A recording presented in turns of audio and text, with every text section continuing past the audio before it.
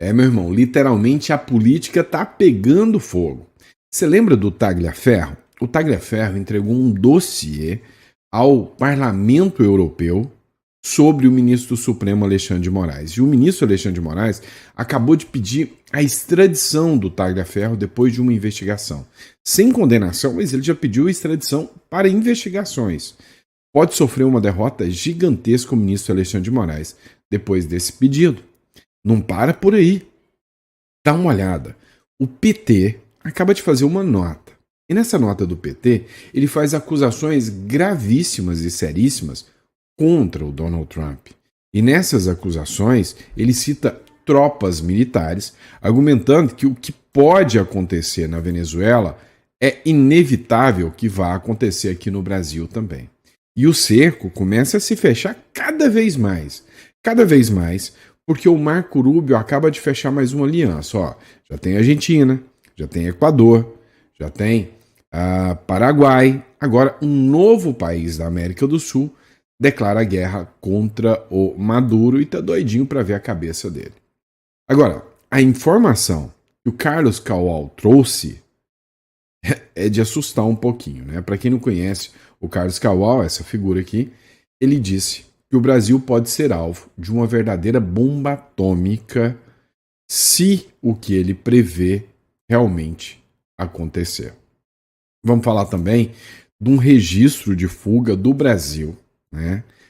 Olha só, o Bolsonaro, ele está na mira do ministro Alexandre de Moraes, porque eles dizem que por causa de uma minuta,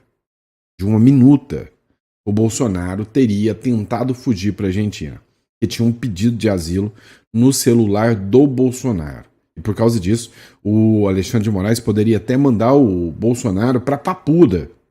Só que, literalmente, existe não só um, mas 2 registros de fuga dentro do governo brasileiro, informações que o governo já conhece. E essa eu vou revelar para vocês em primeira mão. Então, antes de mais nada, inscreva-se no canal, curta, compartilha. Obrigado pela confiança, pela credibilidade. Todas as informações que a gente traz aqui para vocês são sempre verificadas. Então, se você quer um canal que te traz credibilidade, esse é o canal preparado para você, tá? Então você inscreve-se aí, você faz parte dessa família aqui do nosso canal, do Dr. Sandro Gonçalves. Sempre um prazer e uma honra estar aqui com vocês. Agora, vamos entender tudo que está acontecendo. Vamos entender essa loucura toda. O Brasil literalmente não é para amadores. Vocês viram o que aconteceu com a família Bolsonaro no primeiro editorial, que saiu um pouco atrasado. Eu sei, eu peço desculpas, tá? Mas deu para perceber a loucura que tá tudo isso. Então, é por isso que eu preciso te recomendar uma coisa. Tenha um plano B. Faça um plano B. Se você precisar sair do Brasil em busca de um país com mais solidez, o Uruguai é um país próprio para você. Você vai entrar em contato aqui e a gente está aqui para poder te auxiliar, para poder te ajudar com tudo isso. Entre em contato aqui que a gente quer te ajudar a ter uma cédula do Uruguai. Você não precisa mudar para o Uruguai, mas você já tira a residência. Se alguma coisa der errado, você já tem a sua residência, você já tem o direito de ir para outro país, recomeçar, ou tem investimentos lá em dólar, porque lá aceita, né, as contas bancárias. Lá são 2 moedas oficiais, o dólar americano e o peso uruguaio, nas contas bancárias. Você pode fazer medicina de graça, então vale a pena. É um país que te dá segurança e segurança jurídica.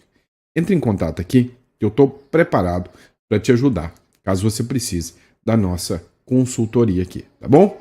Mas dito isso, vamos começar, vamos de matéria que tem muita coisa para a gente debater. Vamos para cima.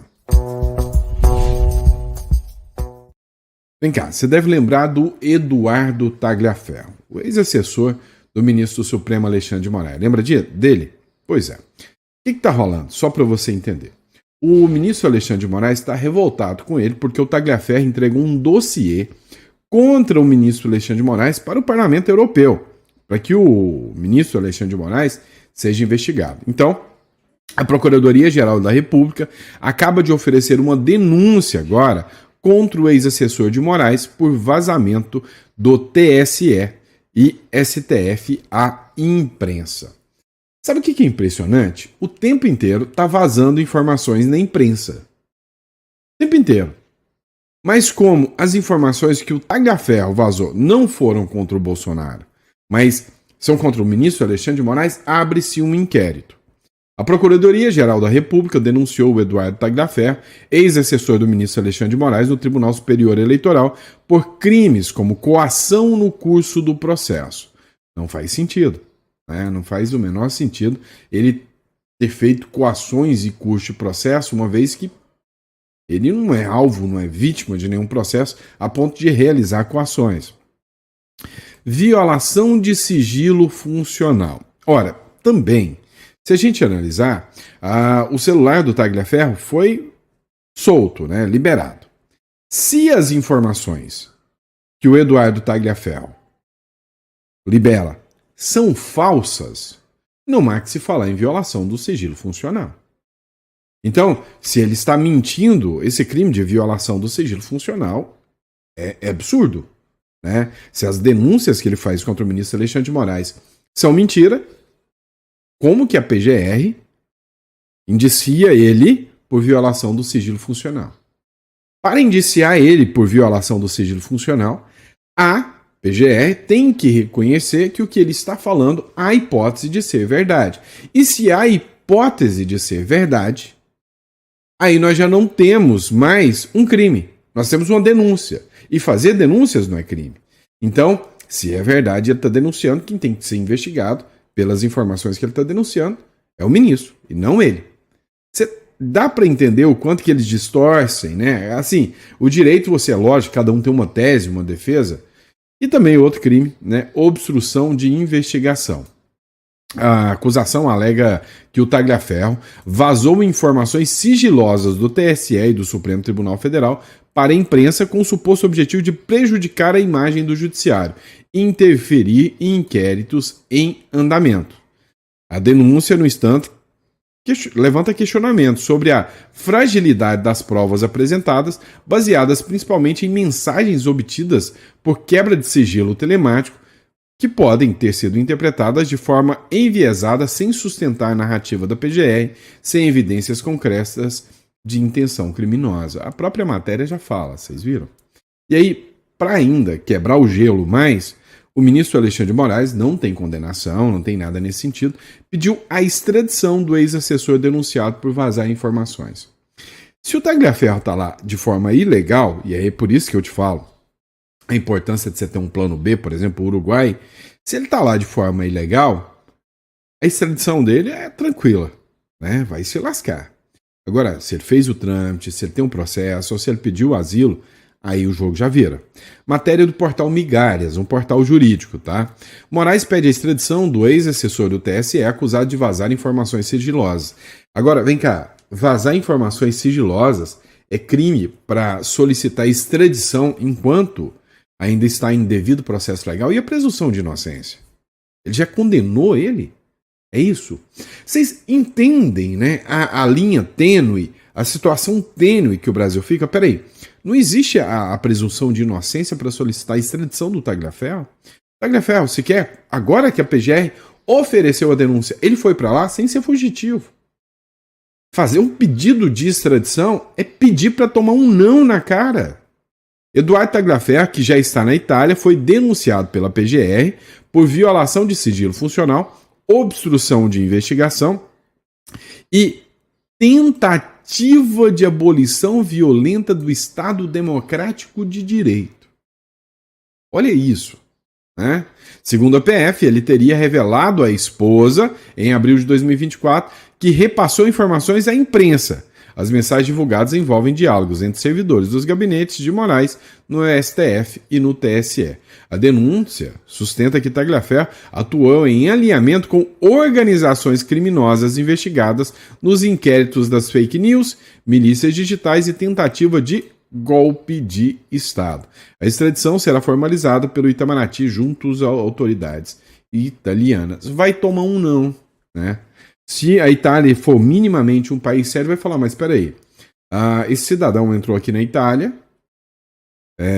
sem ter nenhum processo, vocês acabam de apresentar um processo e já vai me pedir extradição? Ué, e a presunção de inocência? Por que eu vou extraditar alguém que não foi condenado? Ele vai responder o processo aqui, mas não foi condenado. Entendem o tamanho do jogo? Não é assim que funciona. Parece que a galera não tá preocupando com o direito mais, né? Vamos lá. E o PT que tá cutucando a onça com a varinha curta, hein? Você viu essa matéria do Infomoney aqui? O PT acusa o Trump de ameaça à soberania brasileira e cita tropas militares. É, meu amigo. O presidente dos Estados Unidos lançou uma operação bem pertinho da Venezuela, bem pertinho, no bafo do cangote do Maduro, né? O diretor nacional do PT, e aqui torna-se uma ação do partido do presidente brasileiro, hein? Aprovou uma resolução política que acusa o presidente dos Estados Unidos, Donald Trump, de conduzir uma ofensiva contra a soberania do Brasil. Eles estão sentindo, né, a água batendo no bumbum. O texto menciona o risco de intervenções em diversas áreas, incluindo o deslocamento de tropas militares americanas para a América do Sul. Eles já sabem que as tropas ficarão aqui. Foi feito um acordo de cooperação entre Paraguai e Estados Unidos. Já existe uma também com o Equador. E aí é óbvio que esses países podem dar toda a autorização para que as tropas militares dos Estados Unidos desçam aqui para a América do Sul. Entenderam? A resolução do PT menciona que o deslocamento de tropas militares para a costa da América do Sul, as insinuações sobre a soberania do arquipélago de Fernando de Noronha e a base aérea de Parnamirim, a censura e monitoramento sobre cientistas e pesquisadores brasileiros, o ataque ao PIX e as ameaças às terras raras. Deixam nítido o caráter autoritário, antidemocrático e intervencionista deste ataque de Donald Trump, do bolsonarismo e parte da direita brasileira. O partido sustenta que a ofensiva teria também um componente eleitoral. O Trump e seus aliados da direita brasileira pretendem, e não terão êxito, derrotar, nas eleições de 2026, o projeto de desenvolvimento nacional que estamos consolidando sob a liderança do presidente Lula. Cara, impressionante, né? Agora, o que o PT devia entender sobre soberania nacional? O que o PT devia entender sobre quem está violando a soberania nacional? É essa matéria aqui. Matéria da Gazeta do Povo. Mortes de policiais disparam no Brasil no segundo ano de Lula na presidência. O Brasil registrou um aumento de 33% na morte dos policiais, mortes violentas dos números de policiais. Foram 127 policiais mortos só em 2023. Tá?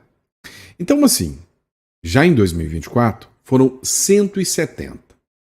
Então, já aumentou em 2023, agora em 2024 aumentou mais 33%. Daqui a pouco está chegando a 100%. Né? Ó, só para você ter uma noção, a matéria que está aqui, ó, citando a fonte da Gazeta do Povo, tá bom? Só para você ter uma noção, 126 óbitos, né? Passaram de 118 para 126 óbitos. Com isso, a soma do incidente fica próximo de 300, crescimento considerável de 28% em relação ao ano anterior. Isto aqui é sinal nítido e evidente que o crime organizado está tomando conta do Brasil. E aí, se não bastasse, vamos colocar a Globo ensinar o PT? A Globo, hein? Olha que credibilidade no mucho, né? Pero no mucho. Porém, o Brasil já conta com 64 facções criminosas ativas, é o que diz a Globo. Você acha que o Trump, se ele entrasse aqui para limpar, ele não ia estar fazendo? Era um favor? Escuta isso aqui. 1 em cada 4 brasileiros, gente, vive sob regras impostas por facções criminosas. É impressionante esse número. E esse é um dado de um estudo publicado pela Cambridge University Press. Nossa equipe preparou aqui um material e a gente vai mostrar para vocês todos os detalhes. O Brasil lidera com folga o ranking da América Latina de governança criminal. Impressionante até o título disso. Vê aqui. Eu quero que vocês olhem esse mapa aqui, tá? Vou ver se eu consigo aproximar ele aqui para vocês, tá? Dá uma olhada nesse mapa. Governança criminal, né? E aí, olha só. O Brasil tem 26%. A Costa Rica tem 13% da população vivendo sob grupos organizados. O Equador, que está diminuindo porque entrou um presidente de direita que era absurdamente e está diminuindo, né? Caiu para 11%. Até a Colômbia e o México têm 9% de facções. O Brasil é um dos países mais criminosos de todos da América Latina. É isso que a Globo está falando. Segundo o levantamento, entre 50 e 61 milhões de pessoas estão nessa realidade, o que corresponde a 26% da população brasileira. A Costa Rica aparece em segundo, com 13% da população sob influência criminosa, metade do índice brasileiro. Aí, na sequência, vem Equador e Honduras, com 11% cada. México, Panamá e El Salvador têm 9%. O artigo destaca que a presença de facções pode reduzir o número de mortes violentas devido aos acordos de paz que são fechados entre as próprias facções. Não, eu não ouvi isso. O artigo relata que o aumento de facções pode reduzir o número de mortes violentas porque eles têm acordos de paz. Vem cá. Se o Donald Trump realmente fizesse qualquer coisa nesse sentido, não era violação à soberania, não. Eu estou falando de combater as facções criminosas, é favor que ele faz aqui para a América Latina. O problema é que costuma ter um grupo político que se beneficia, né, de tudo isso. Só que o cerco está se fechando. Mais um aliado se junta aos Estados Unidos. E eu estou falando agora da Guiana. Marco Rubio anuncia cooperação da Guiana aos Estados Unidos no combate ao narcoterrorismo do Maduro. A tensão na fronteira entre Venezuela e Guiana acaba de ganhar um componente ainda mais delicado, se é que a gente pode dizer assim, né? O governo da Guiana publicou uma declaração oficial alertando para a ameaça que o crime transnacional e o narcoterrorismo ligado ao regime de Nicolás Maduro representam para a estabilidade regional. O documento foi imediatamente repercutido pelo senador norte-americano Marco Rubio, né, ampliando o peso internacional da denúncia. Na declaração, a Guiana afirma ver com grande preocupação o avanço das redes criminosas como o Cartel de Los Soles, grupos ligados a militares venezuelanos e apontado como um braço do narcotráfico no continente. Segundo o governo guianês, essas organizações têm a capacidade de desestabilizar instituições, minar a democracia e ameaçar tanto o Estado de Direito quanto a dignidade humana e o desenvolvimento da região. Parabéns à Guiana. Exatamente isto mesmo, né? Exatamente isto. Então, seria um favor se o crime organizado fosse limpado aqui da nossa região. Vem cá, vocês conhecem esse sujeito aqui, né? Vocês já viram falar dele?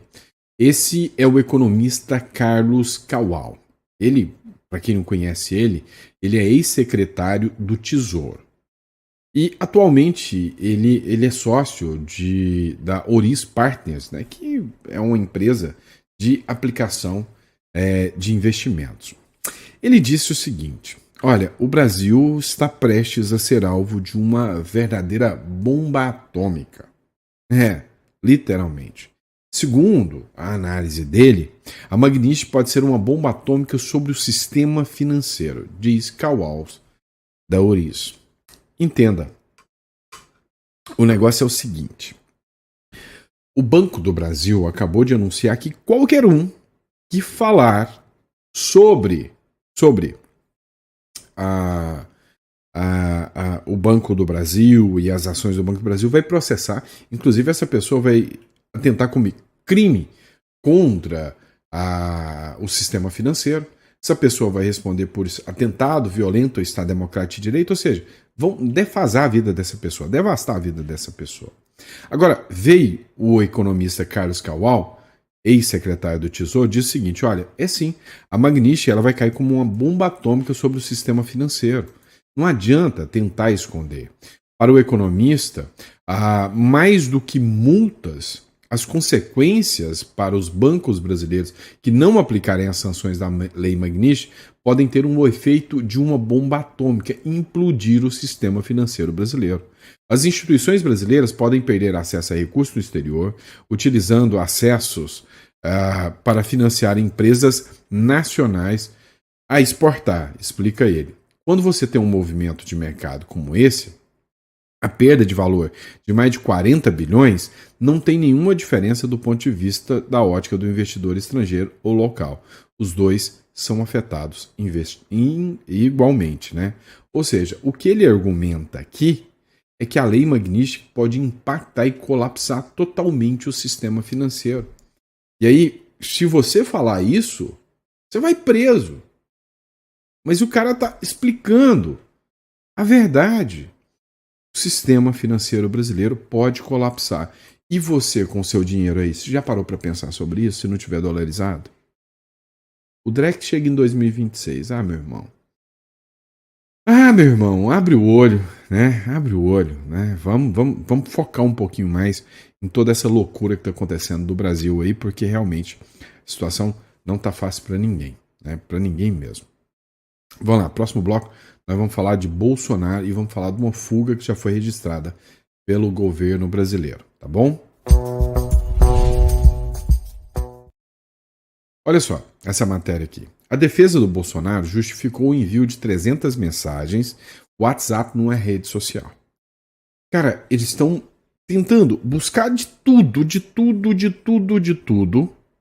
para poder prender o Bolsonaro.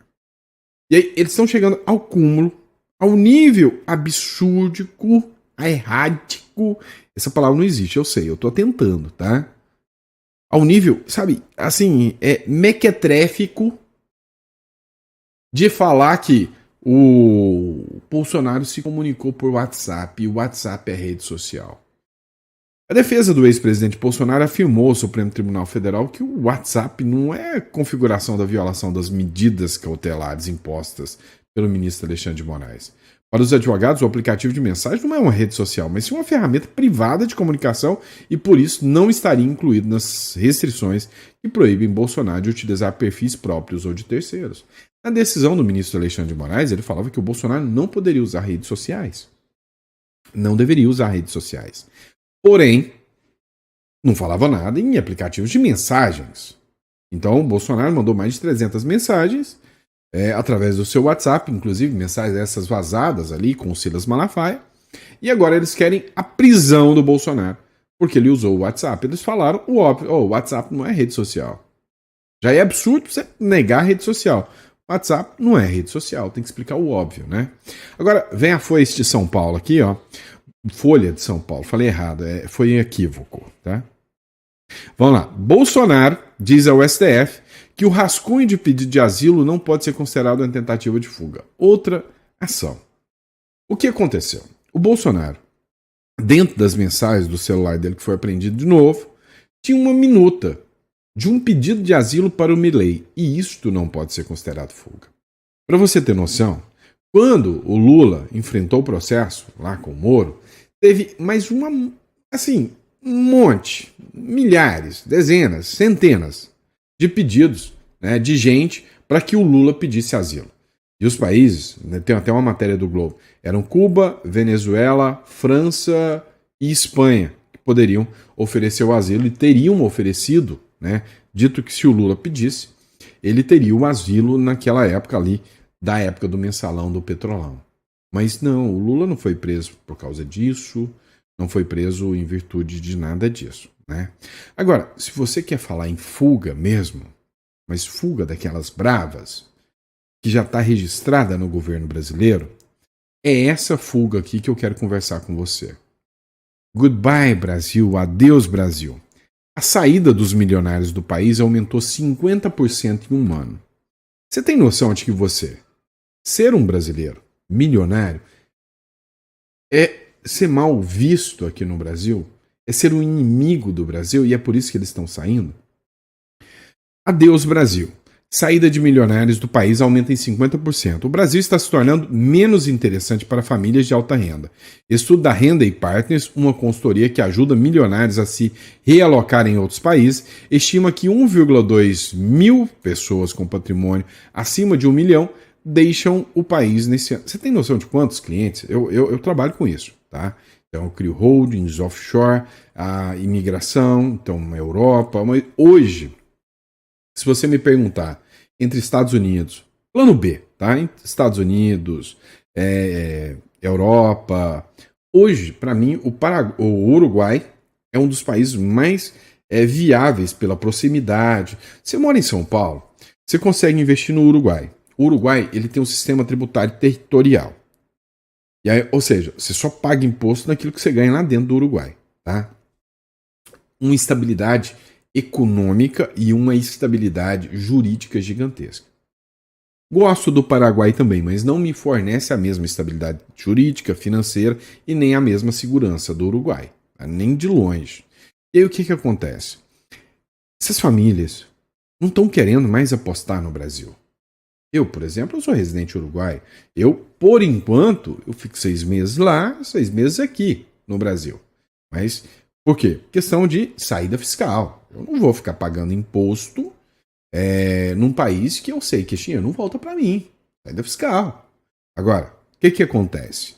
Se você estrutura bem, você consegue ter uma qualidade de vida. E a qualidade de vida lá não é mais nenhum pinguinho a menos do que a qualidade de vida aqui. Eu ouso dizer, tá, que a qualidade de vida do Uruguai não perde para a qualidade, ou está bem equiparada à qualidade de vida hoje dos Estados Unidos. Aí vem aquela questão do investimento e tudo, uma questão de liberdades, de segurança. Ó, eu ouso dizer para você que liberdade e segurança o Uruguai até me oferece mais. Eu posso comprar uma arma a hora que eu quiser lá no Uruguai. Tá? Eu entro e dou minha cédula de identidade, compro e saio com ela no bolso. Entendeu? Eu posso fazer o que eu quiser ali. Então, assim, é um país muito interessante. Tá? Agora, esse é o primeiro caso de fuga. Os milionários estão fugindo do Brasil por culpa do PT. E eles estão preocupados que a fuga é do Bolsonaro.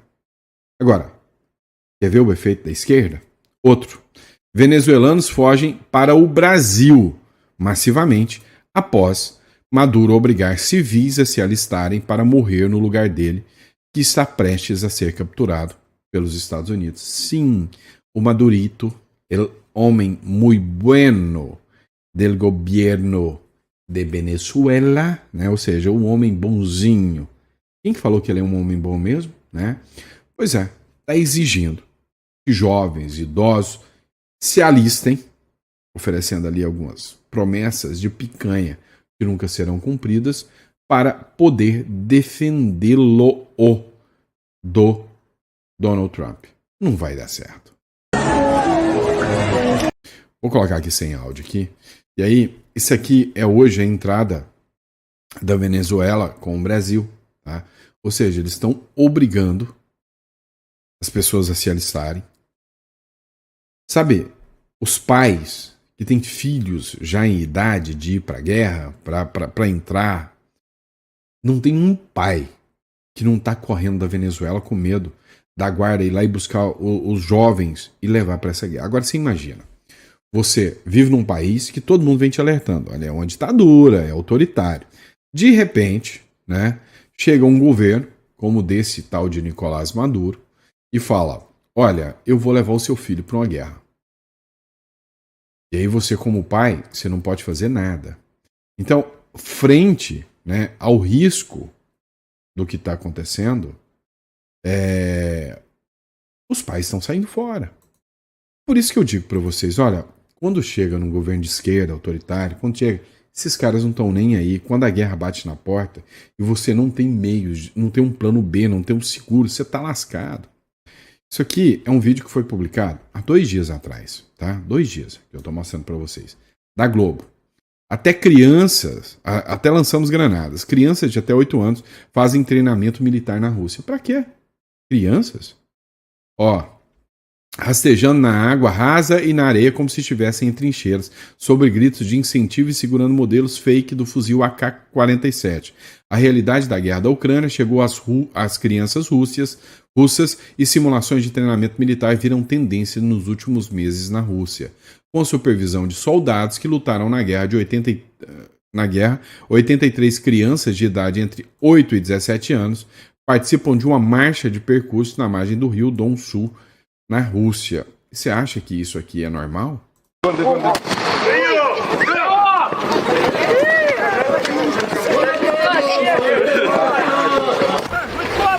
Дети рыбаков чуть-чуть правее обходим, они возле воды, они вам не мешают. Ждем, подтягивай. Кнопка, ты первая! Ползем. Эти... Давай. Давай, вперед. Ты за поворотом! Осталось чуть-чуть. Один рывок, и вы дома. Você acha isso normal? Tá? Eu não acho normal. Literalmente, eu não acho isso normal. Colocar crianças... Olha, a definição mais perfeita da guerra são velhos que se odeiam, colocando jovens e agora crianças que não se odeiam para morrer no lugar deles. Então, sabe, não acredite em governos. Teve um vídeo que eu assisti essa semana que fala sobre Brasil, sobre o patriotismo. Eu ainda vou trazer esse vídeo para vocês num próximo editorial. Mas vocês têm que entender. Ter patriotismo é uma coisa. Outra é você ser prudente. Veja o que o Eduardo Bolsonaro fez. Você questiona? Você fala que ele não é um patriota, que é um covarde ter fugido do Brasil? Ou não? Acredito que não. Por quê? Porque ele fez a medida certa. E você também deveria começar a pensar em fazer a medida certa e ter um plano B. Tá? Se quer a minha ajuda com isso, clica na descrição ou no número aqui, manda uma mensagem. Eu estou aqui para te ajudar, tá bom? Grande abraço, fiquem com Deus e eu vejo vocês no próximo editorial. Que Deus te dê uma mesa farta, repleta de bênçãos para você e para toda a sua família.